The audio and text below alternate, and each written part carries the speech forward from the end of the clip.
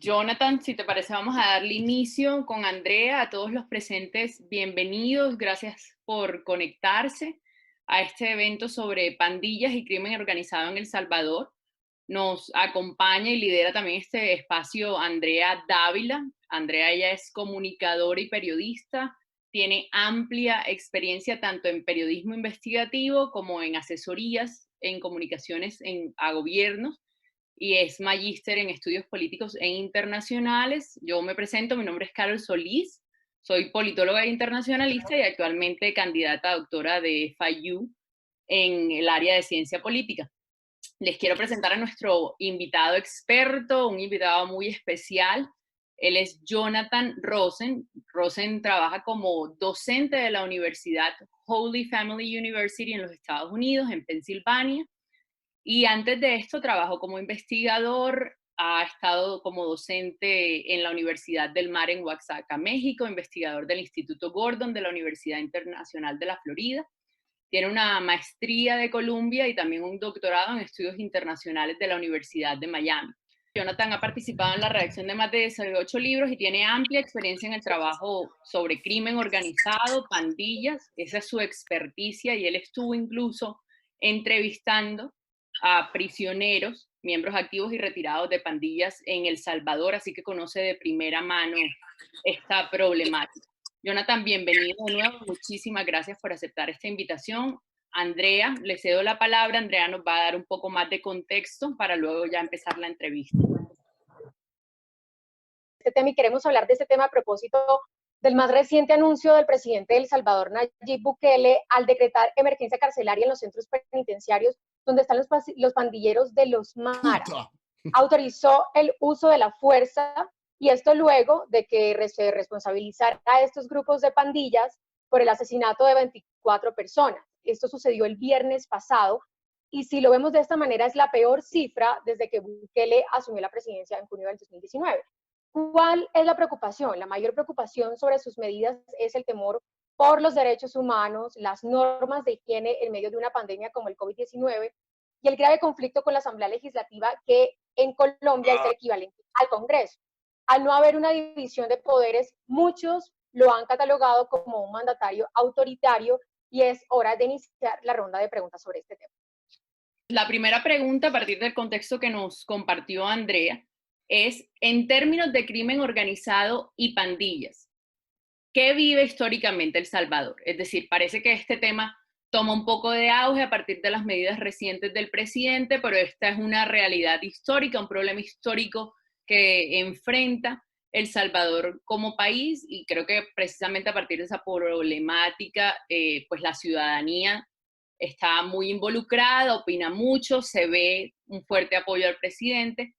Pero es muy importante el contexto. ¿Cómo se inician? ¿Cuál es la historia de El Salvador con respecto al crimen organizado y en particular su problemática de pandillas? ¿Y cómo estas pandillas definen esas dinámicas de paz y guerra o de violencia en El Salvador? Sí, bueno, primero muchísimas gracias por la invitación. Es un honor estar aquí con ustedes. Obviamente es un tema un poco controversial y delicado, entonces yo voy a intentar a contestar todas sus preguntas, y obviamente podemos tener un debate, compartir ideas. Solamente quisiera añadir un poquito lo que hicimos en FIU. Hicimos una encuesta con 1,200 pandilleros de la Mara Salvatrucha, Barrio 18, Mau Mau, Máquina. Entonces estamos hablando de una muestra bastante grande.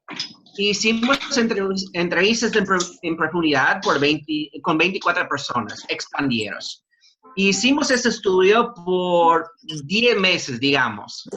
Trabajamos en 6 cárceles, 3 Bartolinas y centros de rehabilitación. Entonces, voy a hablar, en el tema de lo que estamos planteando, voy a hablar un poco sobre mis experiencias, hablando con miles y miles de pandilleros. Yo he estado en todas las cárceles, he trabajado con mi equipo, mi gran amigo, el doctor José Miguel Cruz de FIU, Luis Enrique Amaya y otros periodistas y personas. Ok, el contexto. Primero, hay muchos mitos sobre pandilleros y pandillas. La Mara Salvatrucha nació en Los Ángeles en los 80s. Y lo que sucedió, porque mucha gente dice, bueno, son ex personas de la guerrilla en El Salvador. El Salvador tuvo más que 10 años de una guerra civil. 70,000 personas murieron. ¿Y qué es lo que sucedió? Muchos jóvenes y personas se fueron huyendo a Los Ángeles. Y obviamente la mayoría de los latinos en Los Ángeles son mexicanos, entonces la gente burlaba de las personas de El Salvador, había mucha discriminación, y un grupo de jóvenes se metieron y formaron una pandilla. ¿Qué es lo que sucedió? En los 90s, obviamente la pandilla ha cambiado, hemos visto una transición, digamos, y Estados Unidos pasó una ley en 96 y empezaron a deportar pandilleros, pero sin antecedentes. Entonces, gente que estaba presa en Estados Unidos, muchas personas llegaron hasta El Salvador, algunos ni hablaban español bien, y se fueron uniendo súper joven. ¿Y qué es lo que sucedió? Un joven que no tiene trabajo, ni educación, y una persona que estaba en la cárcel. ¿Qué es lo que sucedió? La pandilla creció un montón. Y en El Salvador hay más o menos 70,000 pandilleros. La Mara Salvatrucha, la pandilla, desde mi punto de vista, que tiene más poder. El otro es Barrio 18, de hecho hay dos. Ellos se pelearon, entonces hay dos pandillas y son enemigos. Los revolucionarios y sureños. Barrio 18 nació en Los Ángeles y empezó con mexicanos. Entonces, el mito número 1 es, los pandilleros son del Salvador. La mayoría empezaron, o la Mara Salvatrucha, un hecho, empezó en Estados Unidos. Contestando la pregunta en esta evolución, creo que una cosa importante es, los pandilleros no son populares. Y al final de cuentas, para mí, que lo que hicimos en el estudio es preguntar, ¿es posible que una persona se salga de una pandilla? ¿O estás en la Mara por la vida hasta que te mueras? ¿Sí? Y hablamos mucho de prevención y reinserción. El Salvador, aunque no sea popular, no tiene la pena muerte. La mayoría de los pandilleros que están en la cárcel van a volver a la calle. Entonces hay que hablar sobre los hechos. ¿Cómo podemos hablar sobre prevención y reinserción? Bueno, lo que ha pasado en El Salvador y lo que estamos viendo con Bukele, que tengo miles de críticas de nuevo presidente por los derechos humanos y muchas cosas, es la mano dura es popular. La gente va a decir, mira, hay que acabar con los pandilleros. Son un montón de jóvenes, me están extorsionando, me están robando. En nuestra encuesta de casi 1,200 personas, 45%, ¿por qué estaban presos? Por homicidio, porque han matado gente. Entonces la gente piensa, mira, hay que acabar con los pandilleros. Y la mano dura, lo que hemos visto con Arena, con el FMLN, con Bukele que se fue huyendo, tiene su propio partido, es que la gente está tomando medidas extraordinarias. Y yo tengo mis críticas y podemos hablar mucho de eso, pero creo que el contexto es, los pandilleros no son populares, hemos visto violencia, hemos visto más problemas, y el argumento es cómo podemos reducir o acabar con las pandillas. Lo que voy a plantear, y obviamente podemos hablar más sobre eso, es, hemos visto una estrategia fallida, fracasada, que no ha funcionado. El problema es peor hoy en día. En 2005, El Salvador tenía más homicidios que cualquier país del mundo.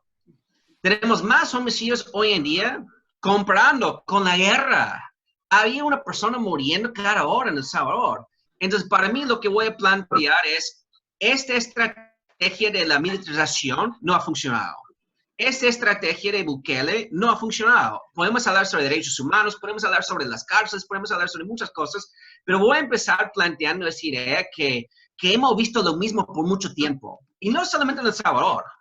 Hablamos de la mano dura en Honduras, en Guatemala, en México. Hemos visto esta política que hay que acabar con el crimen organizado, pero tampoco nos están hablando sobre otros problemas. Pobreza, desigualdad, corrupción. Voy a terminar diciendo, perdón, Mauricio Funes se fue huyendo a Nicaragua, robó más que $300 millones. Sí, Tony Saca hoy en día está preso en Mariona, ¿sí? La cárcel se llama Esperanza. Robó igual, más que $300 millones. Francisco Flores robó más que 15 millones de dólares y falleció. Entonces, hemos visto problemas con la corrupción y solamente hablando de la militarización no va a solucionar el problema. Bueno, eso es más o menos lo que voy a plantear y obviamente podemos añadir más. Okay. Jonathan, en ese contexto, yo creo que una de las discusiones que se ha venido dando ha tenido que ver con violación de derechos humanos reciente, pero todo en un contexto, si se quiere, bastante específico, que es, hay una ola de asesinatos el pasado fin de semana, entonces eso prende las alarmas, genera unas reacciones del presidente. La pregunta frente al accionar de las pandillas, y tú que conoces muy bien cómo, por qué, digamos, la activación de ese movimiento, o sea, ¿qué crees tú que hace que las pandillas, que se dé ese incremento para este fin de semana, o sea, como esa ola de asesinatos, y además, ¿por qué si hay algún mensaje implícito en el hecho de que esto acontezca en medio de la cuarentena, en donde el presidente está intentando mostrar precisamente esa mano dura? Sí, en una muy buena pregunta. Mira, desde mi punto de vista, y tal vez va a ser un poco controversial lo que voy a plantear, es los pandilleros controlan zonas en El Salvador, ¿sí? Hemos visto un montón de corrupción en la policía y hay zonas donde los pandilleros llegan, controlan el territorio y dicen, mira, te voy a extorsionar y si no pagas, te voy a matar. Yo he trabajado como experto en más que 100 casos en la corte, ¿sí? Migratoria. Y casi 90% de los casos son personas, víctimas, que se fueron huyendo. ¿Por qué? Violencia. Los pandilleros primero se pelean entre ellos. Quieren controlar territorio, pero también están contestando, digamos, ellos van a responder a la política del gobierno. Cuando Bukele, antes Funes, también varias personas, ¿sí?